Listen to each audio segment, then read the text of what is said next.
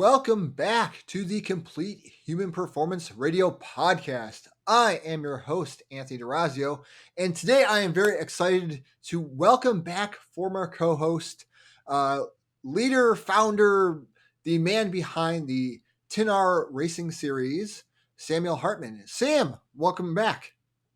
Hey, Anthony, thank you for having me. I am so stoked to be back with the Complete Humans and their performance and their podcast. It's been a long time since we've chatted, and I'm so stoked to be on the podcast and talk about what's been going on. So, yeah, we're thrilled to have you. It's been a while. I've moved since the last time we chatted, and so I'm not even in the previous location we were in. Um, but let's start with you. How are you doing? What have you been up to since we last chatted?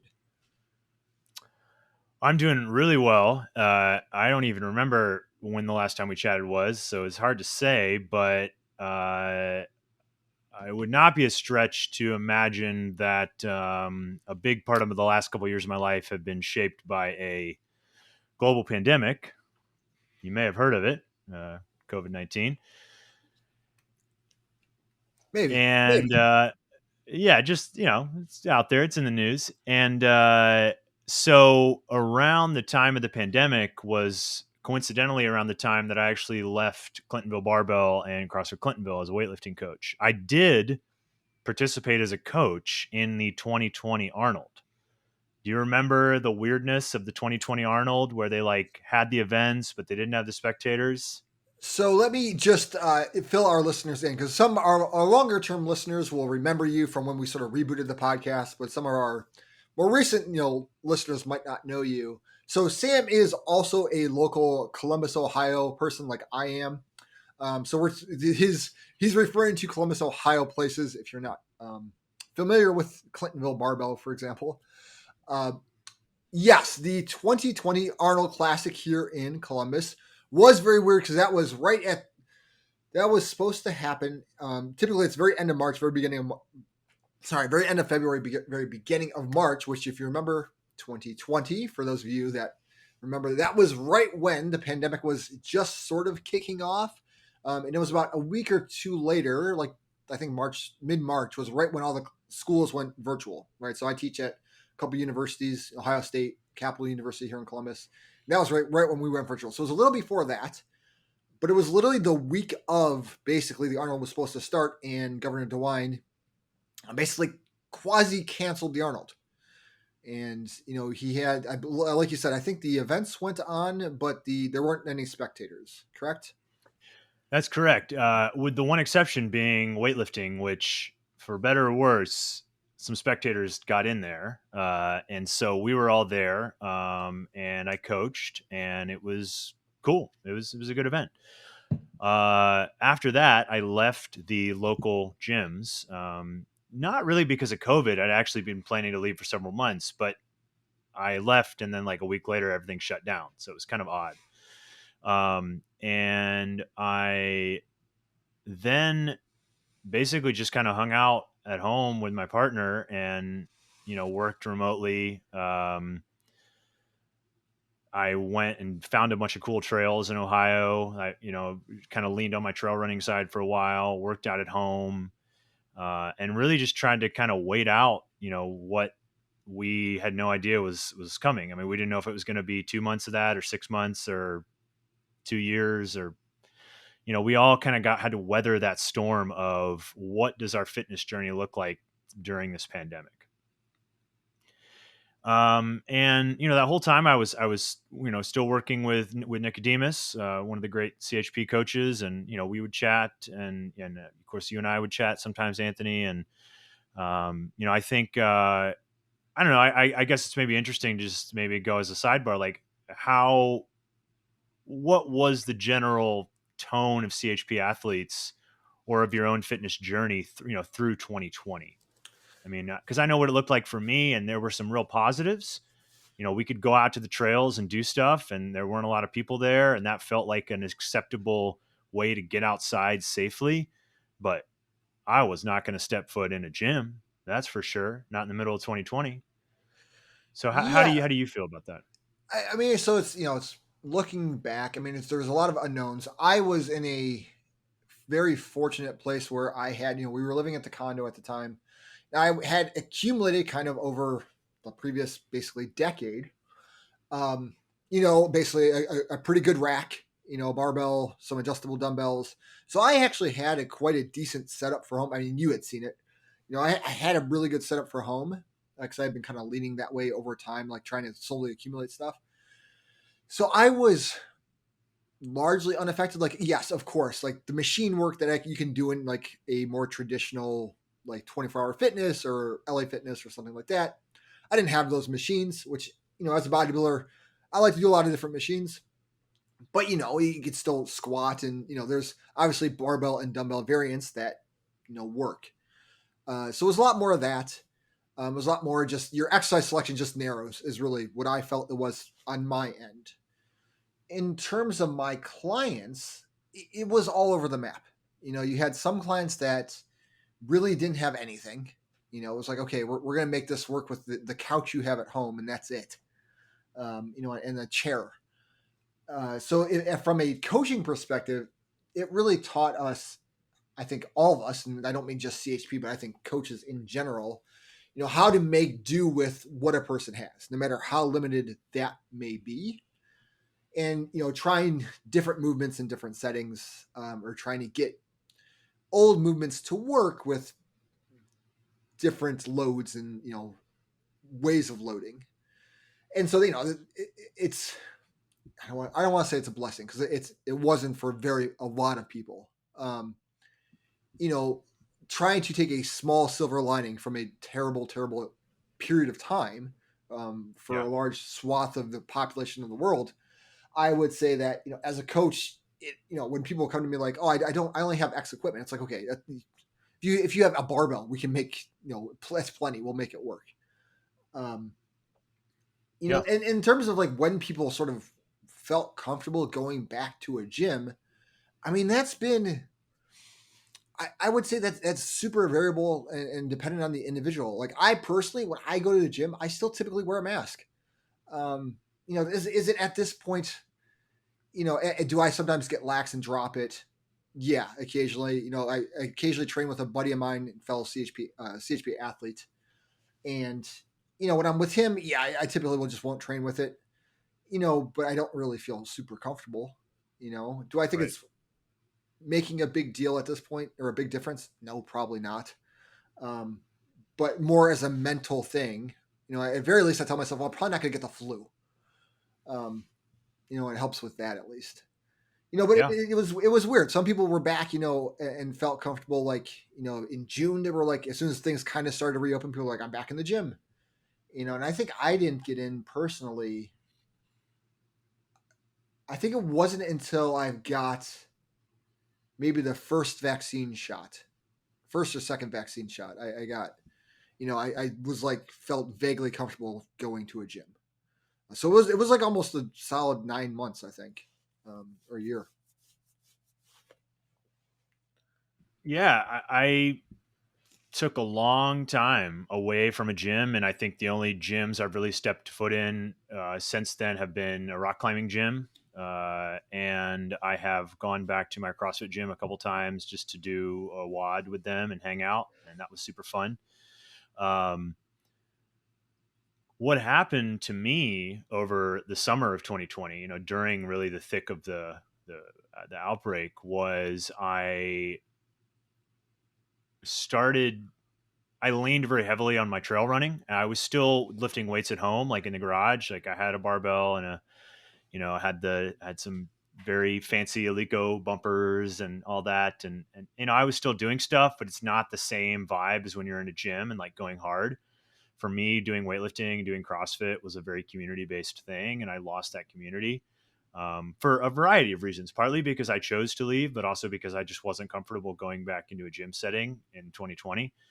So I was working out at home and leaning on other areas of fitness. And a big part of that for me was trail running, hiking, rock climbing, things of that nature. Um, but another thing I did in 2020 was I worked with a sort of, and this phrase is a buzzword, but a life coach, for lack of a better word. a friend of mine named Hillary, who had kind of started to develop her skills in this arena of like guiding people towards their passions. And we followed, and I'll name drop a couple things just because I'm proud of them. We followed a kind of a protocol or a book called Designing Your Life, which by a couple Stanford professors.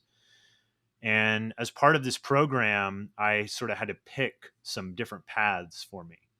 Do this, do that, try this, live here, do this thing. And these were all like dreams, like kind of big dreams for me. And I'm not someone who always chases those dreams. But one of those was be a race director, like put on trail races.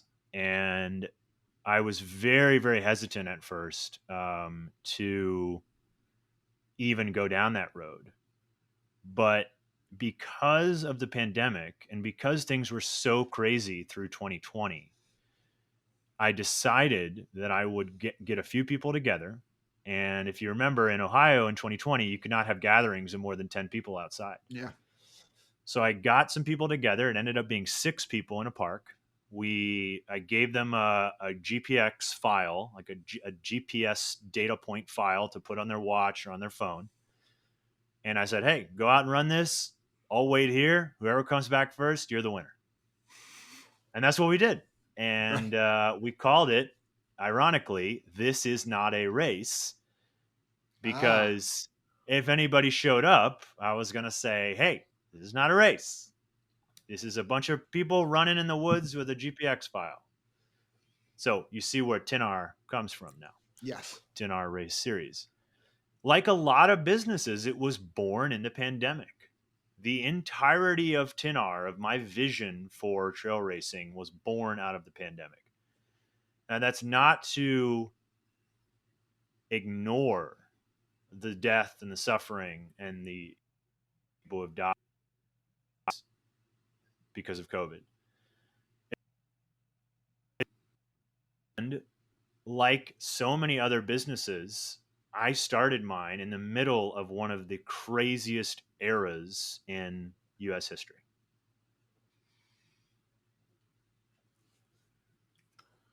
So you start this rate, this sort of loosely, I want to call it a loose collective of runners. How did you grow it from there? Right. So it starts off as this is not a race. Here's a GPS file. Like, go hit these markers, come back. Yeah. How did it grow from there for you? Did you see it at that point? I guess to go along with it at that point in time, right? Was that with your initial goal to be a race director? Is that dream? I guess you had. Once you did that the first one or two times, did you think that was enough? Or you're like, I don't need to ever direct a race again? Or was it like, man, I really like this and I really want to take it to the next level? Like what were your thoughts at that time? And then what was the next step? Yeah, so that's a really good question. So one thing that I do with TINAR, so my race series, is I name all of my races like in the background as like software versions. So like V1, V2, V3, just like you use iOS version 6 or whatever. So the race in November of 2020 called This Is Not a Race was V1. And after V1 with 6 people, I was like, that was kind of cool. And I'd kind of like to do it again with more people and a little bit more organized. I'd like to actually have a course that's marked, maybe do some prize money, definitely get more people, have an aid station with water and snacks, get some sponsors, do the whole thing. And I should mention, and there's a lot of other sports that I've drawn comparisons to, but one of the big models that I was following for this was the model of cyclocross. And for our listeners who don't understand cyclocross, it is kind of like a road bike and a mountain bike had a kid.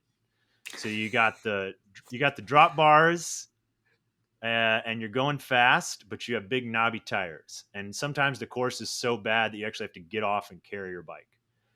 But most cyclocross races are in a small or like short course format with a lot of twists and turns, and you get to see the riders all the time.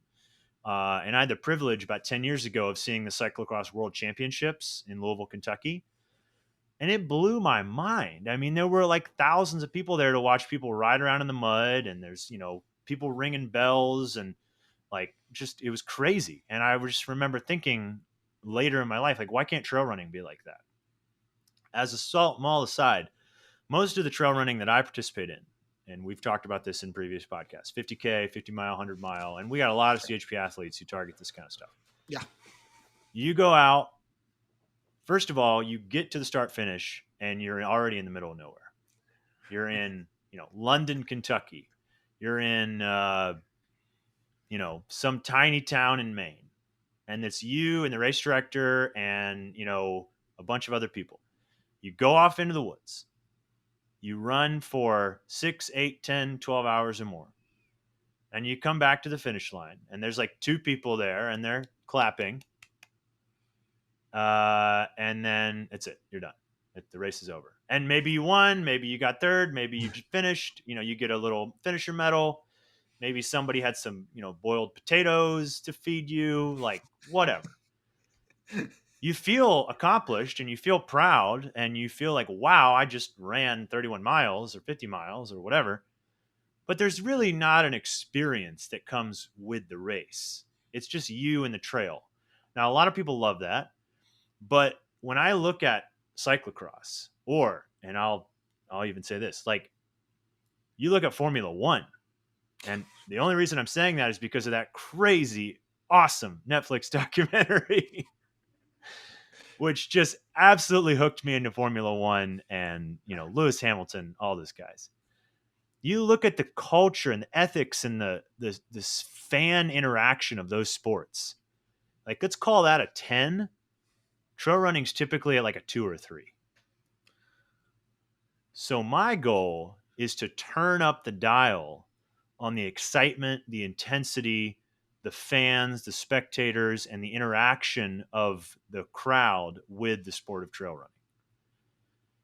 And so after TINAR V1, I started thinking, how can I do that?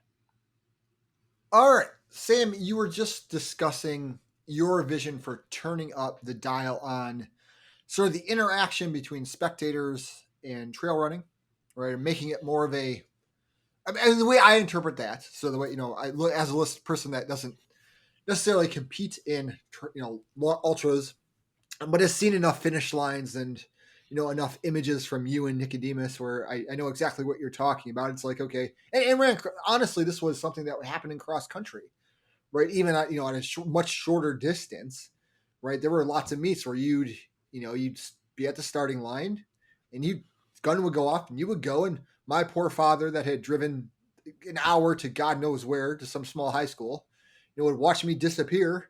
And then 20 minutes or so later, I would reappear in the final, 100 meters before the end, and he saw me for a whopping, Yeah. 45 seconds. Think about what that's like in a 50K distance where it's 8 hours. Yes. Like, okay, I'll see you in 8 hours. Like, what is your family supposed to do for 8 hours?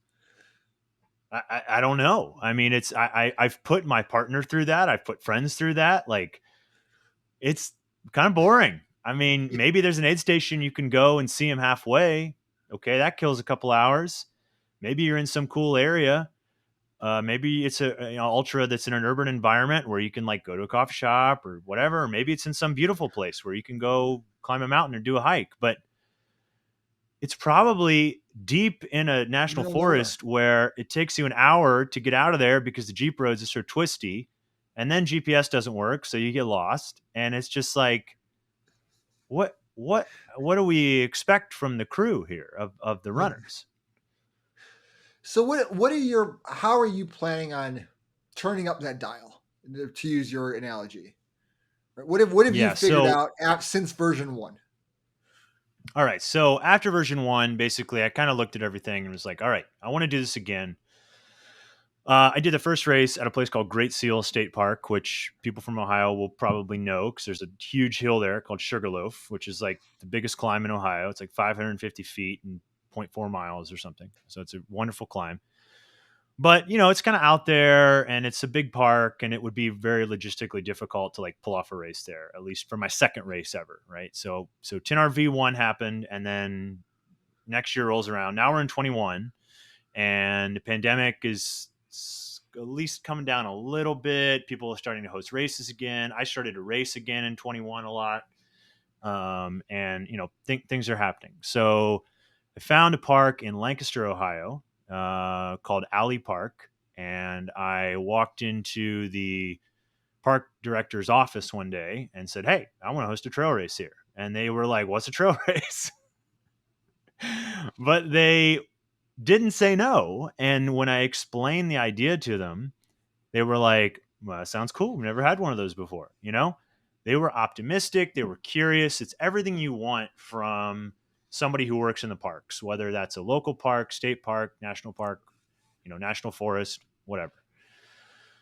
So I started developing a course, and that course morphed into what is now known as the Alley Trail Marathon. And we have two distances, a half and a full marathon. So a half marathon, about 13 miles, full marathon, about 26 miles, all on trail. There's maybe 0.01%, 0.1% of the race is on road. The rest of it's all on dirt, rugged trail in Alley Park. And the thing we did that was novel about the Alley Trail Marathon, so this is TINAR V2 now in fall of 21. It's a 2.2-mile loop. Half marathon runners run the course 6 times. So that's 13.2 miles, just over a half. And full marathon runners run the loop 12 times. So that's about 26.4 miles, just over a marathon.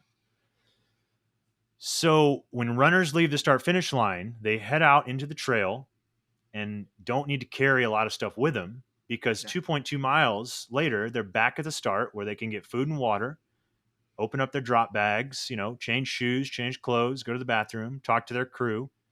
And the best part is the people who are there to see them get to see their runners every single lap.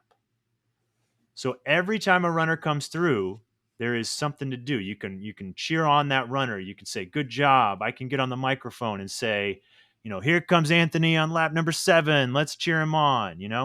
Oh, he's got 5 laps left. He's got 3 laps left.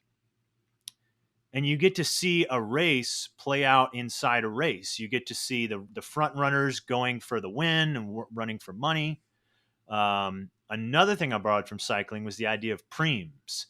And this is a French word, Prime. Primes are races for a specific goal inside the bigger race. And so what we did at Alley Trail Marathon was we said whoever runs the fastest overall lap of the day will win an extra prize.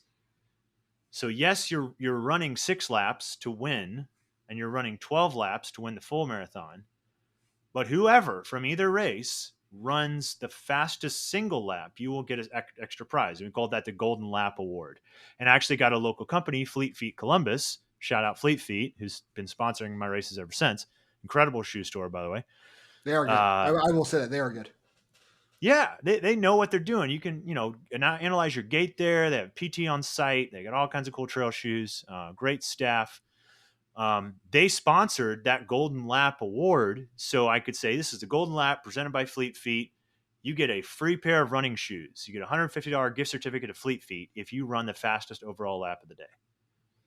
And man, that was so fun to give out, because it was like I'm rewarding these people for going fast in a race where they're already racing just to try to win the race or to be competitive, but now there's a race inside the race, right? So those are just some of the ways that we wanted to make it a more interactive, more exciting race, because all the people who are there, the friends, the family, the crew, whatever, they get to watch all this play out in real time. Not to mention, we had good food. So we did all plant-based food because that was important to me. And for a lot of people, it was their first time trying that. And that was very exciting. We had great aid station, great volunteers, good music. Good music is so underrated at races. I can't tell you how many races I've been to, and they are playing, and I know I'm going to offend somebody with these statements here, bluegrass. Now, Bluegrass is fine for like 30 minutes. For 3 hours, it's kind of boring. And the energy level of bluegrass is way down here. Yeah, it's not the highest energy music you can have. If you're racing a marathon, don't you want high energy music? I do personally. I remember, just as a aside, on that point, I remember doing it was a 5K. I think it was like the Susan G. Komen 5K, years and years ago. I did it on a complete whim. It was here in Columbus, and I did it. And I remember that, like, it was the first race I'd ever done. Because I came out of cross country where you just ran, and in, like you said, in the middle of the woods, nothing going on. And so I never didn't do, even when I was in high school and I was running all the time, I didn't do road races. And so when I did Susan G. Komen, this was mid aughts, I think. They had bands like every half mile, like playing and like live music, and I was like, this is the most exciting thing ever. And it was so invigorating because you'd be like running, and all of a sudden, it's like, oh, the band's playing. Like, I feel like I should run faster, and like, Yeah. yeah, that can Yeah. mess with your pace and what you're supposed to be doing with your race. But at the same time, it is at least emotionally invigorating. Like, all right, I can keep going. Like, look how excited these people are, and they're cheering me on. Like, let's keep going. Absolutely. And when you look at a lot of the trail races in places like Europe or Scandinavia, there are people lining the course, cheering these people on, going off, all because these people are out there working hard, running trails. And we see that occasionally in the U.S., maybe at a race like Western States, maybe at a Hard Rock, or something in a city like Flagstaff or Phoenix. But Ohio has a great trail racing scene. I want to be clear about that. But we do not have the interest from the public that I think trail racing deserves. And I want to change that. I want to make trail racing a more accessible sport for both runners and spectators. I want to make it an event. I want to make it exciting. I want there to be good music, good food. And I've seen races like this. I went to a race in Michigan recently called Run Woodstock, which is a Woodstock, like, hippie themed trail race festival. And they have races all weekend from 5K all the way up to 100 miles. And there's tie dye shirts and all this stuff. And it's cool. And there were a lot of people there, and they're coming for the experience, as much as they are to actually, run hard.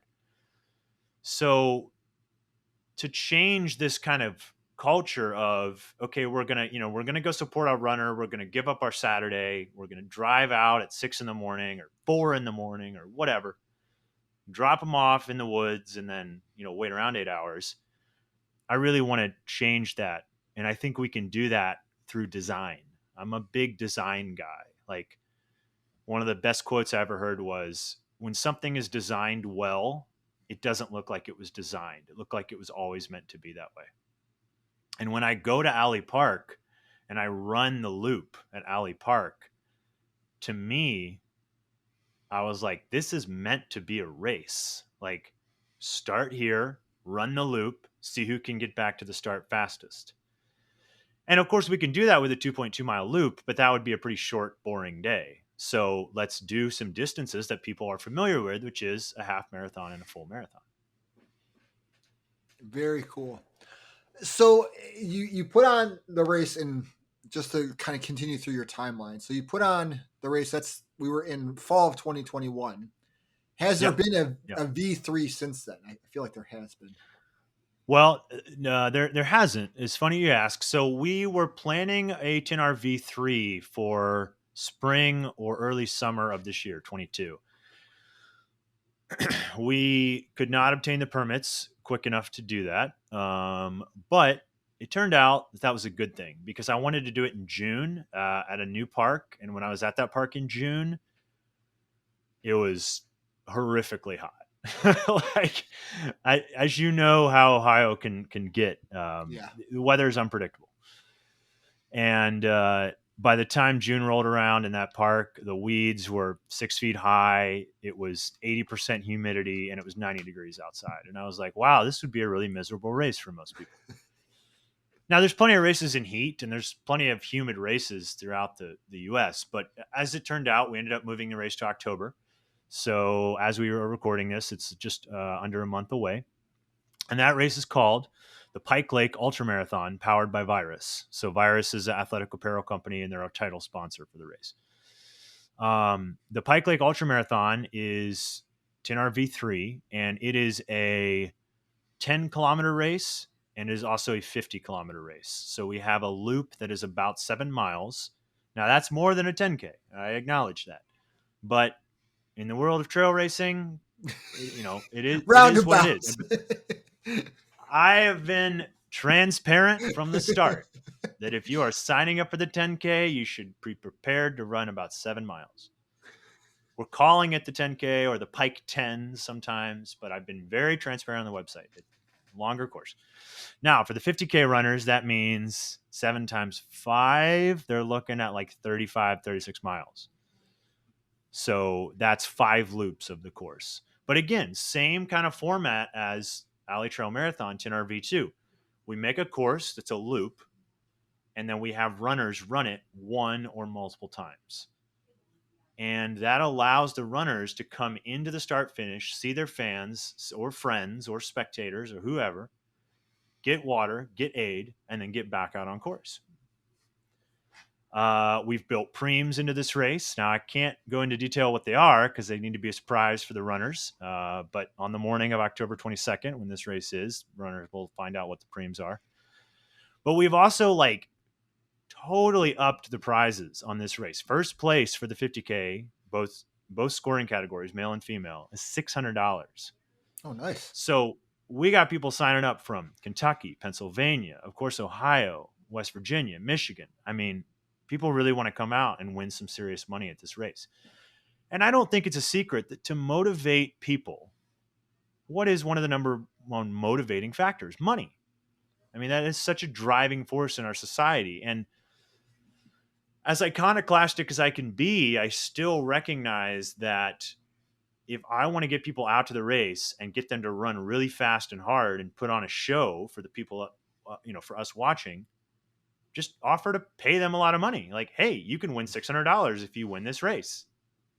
Suddenly they run really fast. I mean, I don't think that's a secret, right? No.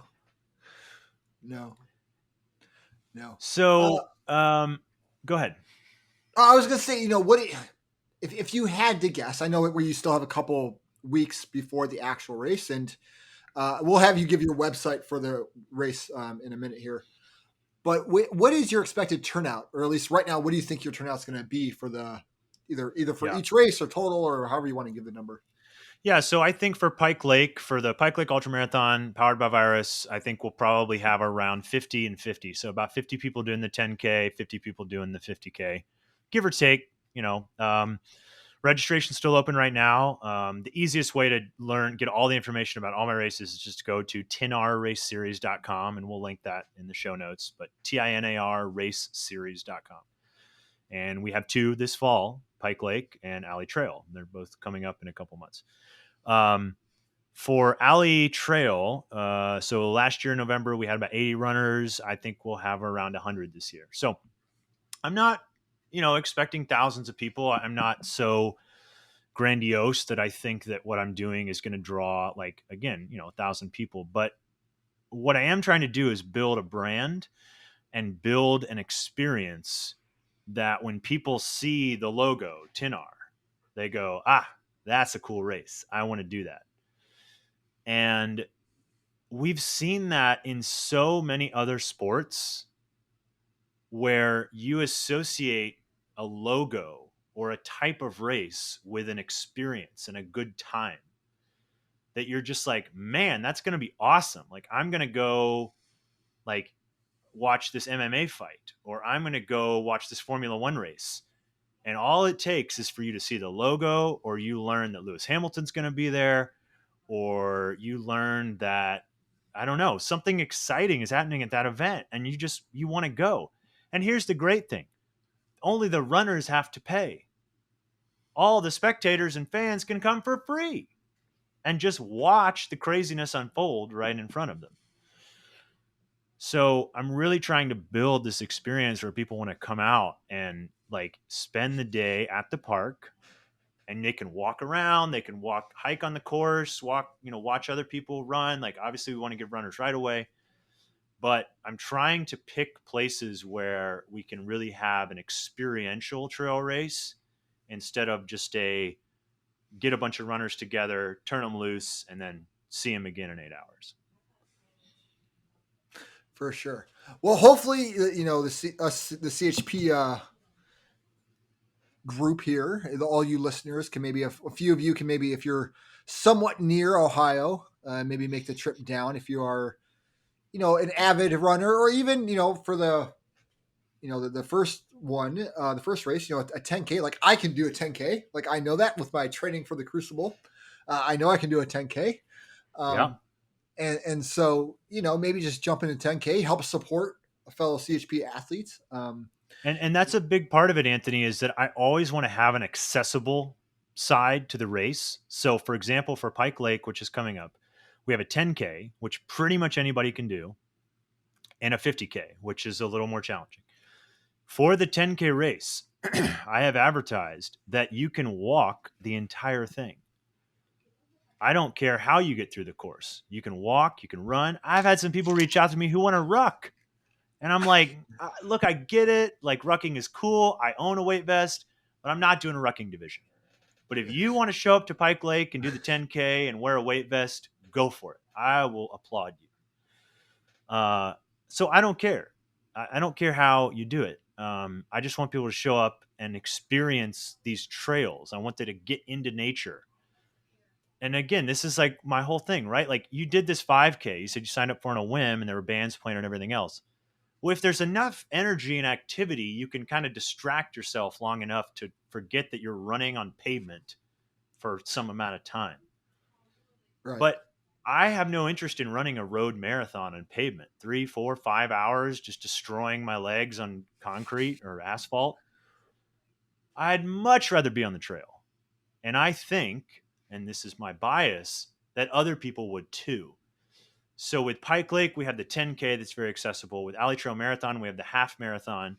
We have an 8-hour time cap for both races at Alley Trail Marathon, half and full marathon.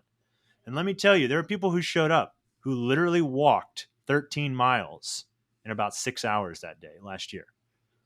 And dude, we applauded for them and gave them a finisher medal just like anybody else. So when I call these trail races or trail running, I'm really using those terms loosely. I want people who want to come out and interact with the trails. And if you want to run it, walk it, race it, ruck it, that's fine. Come on out. Sounds great. Sounds great. So, all you listeners out there, especially if you're within the surrounding states of Ohio, come check out one, check out both. I know Sam would greatly appreciate it. Although I probably never know about it, will greatly appreciate it. So, Sam, where do you see the future of trail running going, or where would you like to see the future of trail running going? Yeah, so that's a good question. I think about this a lot. So I've been involved in trail running for probably 5 or 6 years now. Seriously, I ran my first 50K like almost 10 years ago, but then I stopped and got into this crazy thing called CrossFit. You may have heard of it. And then from CrossFit, I got into this other crazy thing called Olympic weightlifting. You may have heard of that. And those really kind of took over my life. And then this is a great little segue and plug for y'all, by the way. Then I did CrossFit and Olympic weightlifting for a long time. And I was like, man, I really want to run again, but I'm a lifter, but I want to run. How the hell do I do that? And then I found CHP and I was like, oh, I can do both. That you can. That you can. So kudos to CHP for, you, Elise, Nicodemus, Alex, Ariana, for being like, yes, you can lift heavy. Yes, you can run long. It's okay. Like, that's awesome. So I started running again. And then, as I mentioned earlier, like, lifting kind of faded in the background for my own personal reasons and COVID, and left the gym. And then I started getting into race directing. And now I, run ultras every year, my own ultra. I run other ultras and I host my own. And I've been thinking a lot about like what trail running means, like, philosophically. And I'll try to be concise about this. Like, to me, trail running is one of the oldest forms of running. And some of this opinion is formed based on a trip I took to Mexico in 2020. So I raced a really cool race in 2020 called the Caballo Blanco Ultra Marathon, which is featured in a book called Born to Run, which probably some of you have heard of. And that race still happens every year. I think they canceled it maybe in 21 because of COVID, but in 2020 it was before COVID, so it actually happened. And I got to run 50 miles in the trails of Mexico, of Urique in the state of Chihuahua, with like the Raramuri tribe, also known as the Tarahumara.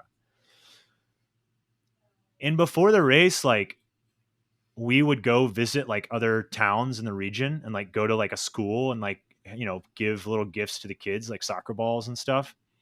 And on the way to these towns, we'd be like jogging on a trail, like a rugged trail. I'm not talking about like crushed gravel, like a super rugged rocky trail. And we would literally see like townspeople like carrying supplies or grain or whatever, just like also on the same trail. And as I said earlier, like to me, like running, hiking, traversing, jogging, crawling, rucking, like it's all the same. Like it's all trail running. I'm just going to go ahead and say that declaratively. So we're like running along with like all our gear, right? Like I got my Solomon shoes on and my running vest and my water bottles and my Arc'teryx hat and my headlamp. Meanwhile, you have a 55-year-old villager from Mexico wearing sandals in jeans who's also moving along the same trail, like literally just to get from one place to another. And I was like, man, like trail running, it's not a sport to these people. It's just like a way of life. They literally must grow up like, oh, you want to go play with your friend at another village? Like take the trail, which we would consider trail running, to get to them, and that's it. Their commute is trail running. Our commute is we get in a car, we turn the car on, we start burning the gas, fumes go into the atmosphere, and we get to work. And for a lot of these people, out of either necessity or poverty or just the way that life is, their commute is trail running. So I had this kind of epiphany like, man, trail running is this like, it's this paradigm of interacting with nature. It's a way of life. It's also a sport. It's a competition. And it's also just like been around forever. Like some of the first running races in the Olympics were probably trail runs. I don't think they had roads as we know it way back when, at least paved or, asphalt surfaces like we do today. So I started thinking about all this and I was like, so trail running is like the super old classic epic sport that really isn't even a sport. It's just like a way of getting from one place to another on a non-paved surface. Why isn't it in the Olympics? And I did some research and found some articles about this. And there's some people that have tried this. And there's like a bunch of April Fool's articles like, hey, April Fool, April 1st, 2017, trail running is accepted in the Olympics. And I like got excited for a second. And I was like, oh, this is a stupid April Fool's article. Like, what the hell? And so then I started thinking about it, Anthony, and I was like, okay, so what would it take to get trail running in the Olympics? Well, you need a governing body, a global governing body of the sport. You need a bunch of regional governing bodies. You need to standardize what trail running is. You need to pick some distances. Maybe it's 10K, 20K, 50K, 100K, whatever. You need a lot of time. You need some money. You need some diligence, perseverance. And most of all, and I think this is where all crazy ideas start, you need somebody who's like crazy enough to go, yeah, we could do that. We could put trail running in the Olympics. And so this is really probably the first time publicly I've said this, but that's me. I'm going to put trail running in the Olympics. That And is not an insubstantial goal. no, and when I say that, I don't mean like next year. I don't mean in 24 in Paris, and probably not even in 28 in LA, which would be amazing because it's in the US.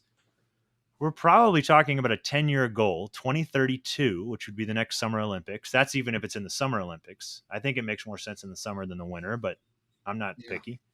If they want to run on snow, that's fine. I think trail running should be an Olympic sport. Period. Yeah, I So mean, what are your thoughts? Yeah.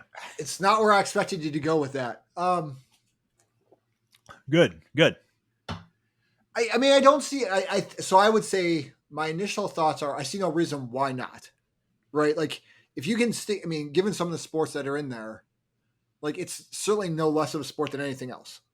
Right. I mean, things that we never thought they would be in there, like skateboarding in there now. I know like snowboarding is. Well, here's the thing, man. In the last 4 years, yeah, we've saw, and because there's a great documentary on this that the IOC put out: skateboarding, surfing, rock climbing, all of which are like pretty crazy, wild, like, you know, use whatever word you want, stoner sports, dirtbag, vagabond, like Well, skateboarders, like they just cruise around and smoke weed and like do kick flips, and that's more an than Olympic sport.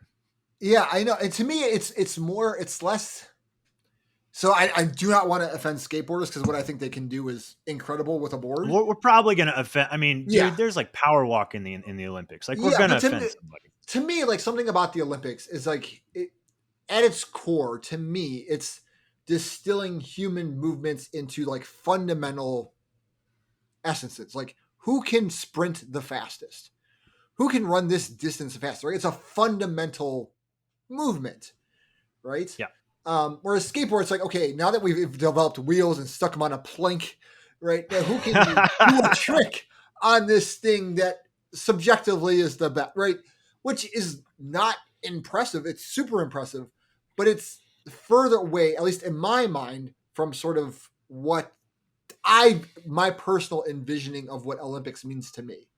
Right now, of course, there's some like stuff that's uses implements, like a javelin, like a discus or a hammer throw. Like obviously they're using implements, but fundamentally it's like, okay, how far can you throw this object, right? Which is force generation with an upper body and lower body component. Okay, it's still pretty fundamental. To me, it's I would say it would have to be my initial reaction is it would have to be an ultra, right? Because to me, in my mind, I think I don't see it getting in with the sort of a shorter distance, given especially with the Summer Olympics. Like, okay, why do we have a 10K trail when we have a 10K track? Like, I think there's Right. too much overlap there, and I think when most people think trail running, right, because you are going to run up against people's sort of notion of what that is. As someone that's at least familiar with trail running, like even I think ultras. Like I immediately think, all right, we're talking like 50K, 50 mile, 100 mile. I think When 100 you mile, when you 50 hear trail miles. running, you think ultra running. Yeah, I think ultra. And I think a lot of other people do too, right? If you're watching, like put your comments, put a comment below, or let us know because we'd be curious. But Yeah. that's my Also, personal if bias. if you have any contacts with the IOC, also drop a comment. Thank you. Please let Sam know if that's the case. Um, but there isn't a 50K right in the Olympics, and so I think that would be like Well, so I think that's actually not true. is I that not think true? there is a 50K power walking Oh event. God, is there really? Oh, I'm even gonna look it up. I'm Okay. pretty sure. I'm pretty sure, man. I'm gonna type it So in right well, I now. would But I would yeah, say even if it's power walking, I would say it's it's different called enough. race walking. It's called a 50 Yeah, race kilometer walking. race walk. I think it's Now, different look, enough. I've watched it for like It's 2 minutes. wild. Yeah, it's wild. It's wild, and their hips are like Yeah, crazy, But man, who's gonna watch 4 hours of that? Nobody. yeah, yeah. So yeah, that might be my initial thought. Is you would want it to be 50K or 50 mile would be my thought. Sure. I'm making no determinations about the distance, the vertical ascent, any of that stuff. Yeah, I want to gather information from the whole world about what we want to do to introduce this sport to the Olympics. But I am adamant that trail running, you look at Western states, Hard Rock, UTMB, Fuego y Agua in Costa Rica, like the Tromsø Sky Race in Norway, the Mount Fuji Ultra Marathon. Like this is everywhere. Trail racing is a worldwide sport beloved by millions. So let's put it somewhere where it's recognized as a sport by most people, which is the Olympics. Yeah, no, I agree, and it's from a selling standpoint, like anyone can do it, right? That's one of the fundamental. Again, sort of, it's a fundamental movement. Like anyone can find. Well, I shouldn't say anyone. Most people can find a local trail they could get on and walk, hike, crawl, whatever, run. Yeah, Yeah. I think it. When you look at some of the sports that are in there, it's kind of when you think about trail running, it is kind of weird that there isn't some sort of trail component to an Olympic sport that's running based. That Right. is There's strange. mountain biking, and there's, well, I don't think cyclocross has ever made it in, but there is cross country mountain biking. Yeah. And that's pretty dang close to what we're talking about, except human powered instead of bike powered. Sam, you want to put the games in the Olympics. Um, you're working towards that. And you think it's probably, maybe a 10 or more year plan. Um, do you think the community will rally behind that? Or what, you say, obviously you said you haven't really talked to anyone about it, but do you feel like the community will rally behind that? I've talked to a few people about it, and like the general sense I've gotten from some trail runners is like, yeah, that's awesome. Like, who wouldn't want to see trail running in the Olympics? Like, who wouldn't want to see Jim Walmsley go up against a British ultra runner at, Paris or LA or whatever? Like, and I also think if you go to these ultra runners or trail runners who are, celebrities, and say, hey, do you want to be an Olympian? I mean, who wouldn't say yes to that? Most people, I think, would. I do think there is going to be some pushback. I think there's going to be some detractors who say it's going to, taint the sport. Trail running is this really pure thing. We don't want it monetized. We don't want it commercialized. And I have answers to all of those things. I mean, I think there's a way to do it that can keep the integrity and the purity of the sport there. Uh, Not to mention, there's also the issue of doping. You put a sport in the Olympics, and now there's money and um, notoriety in the line. People are going to start cutting corners, and so all of those are issues to address. But I think they're all I think they're all addressable, and I think that the value of having trail running on a worldwide stage like that would be monumental. The last example I'll give, and the last sort of important thing I'll say here is, um, I want trail running in the Olympics because I want kids growing up to see that as an option, as a viable sport. When I was growing up in Indiana, it was like basketball, football, baseball. The weight room was scary. And we didn't even go. I mean, running was like a non thing, but I didn't know that you could run on a trail. I thought the track was the only place you ran.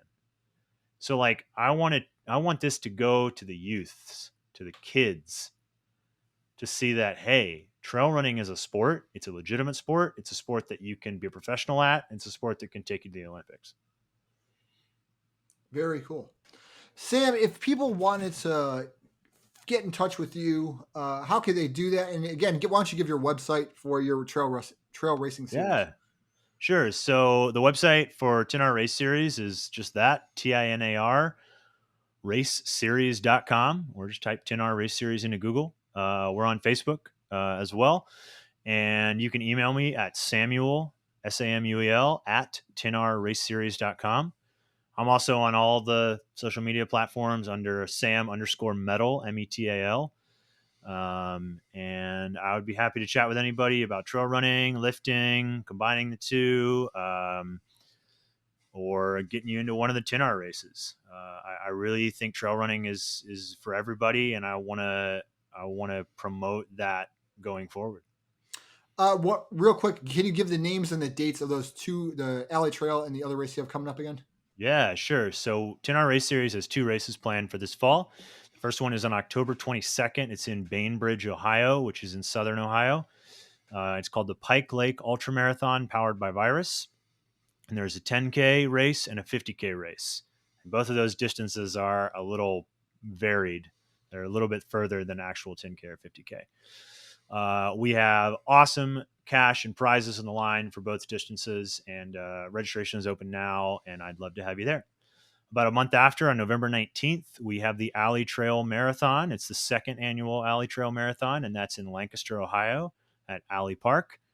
And you can go register for both of those online right now. If you want to go directly to registration, go to pikelakeultramarathon.com or alleytrailmarathon.com. And again, I Very would love to have you at a race, and please come up and say hi. Shoot me an email. I really want to meet all the people who are involved in these things.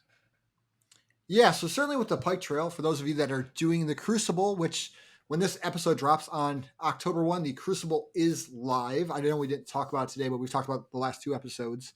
Certainly you can use one of those races as, a way to get in your foot race for the Crucible. So if you want to do, obviously not Alley Trail because it's too late, but the Pike Lake one, certainly can use that. And I would say you could use, if you're worried about how far you can do the 10K and just keep running Yeah. after the finish line. Just keep going. You're in a park. Just keep going. If you want to come do the 10K as part of CHP, I can I can have some kettlebells or something at the finish line, so you can start your long cycle right away. Right. I'll get a camera out for you and everything. There you go. So it might be a fun way to do that. Obviously, if you can, hit the 50K in quotation marks, Yeah. in like a 6 hour mark, maybe that's an idea. Or if you're close, that might be a way to kind of push yourself to try and get it in that time frame. So consider that. If you are doing the Crucible, make sure you follow us on social media. You can follow at Complete Human Performance. Ariana does a great job of running that account for us. I occasionally make an appearance and do some stuff over there. Or you can follow me at Durazio Anthony on the Instagram machine. I'll be talking about the Crucible. I'll show my stuff. I've been showing my training. My training was terrible yesterday. Not so great this morning, but I'm starting to clear fatigue so I can do some testing this weekend actually for Crucible. Obviously, if you're interested in training, follow the links in the description below to our main website through My Kajabi. That's where we run all our platform, all our coaching and educational series material. So you can find all that stuff there. Sam, thank you so much for coming on. It's been great talking to you and catching up. Yeah, absolutely. And I just want to plug CHP too. I've been with you guys for 3-4 years now. Wow. I've had multiple coaches through CHP. The private Facebook group is amazing. And if you're a trail runner out there listening to this because you got it from TINAR or whatever, like check out CHP. Like you need trail running, you need running coaching that's complementary with other things. And the strength training and the rehabilitation piece and the resiliency piece that CHP can provide is incredible, whether that's for trail running, powerlifting, bodybuilding, whatever it is, but especially for trail running. There's a lot of trail runners in CHP, and they can provide a lot of value in that arena. So definitely check that out. Thank you very much. All right, all. We will see you next month. Bye.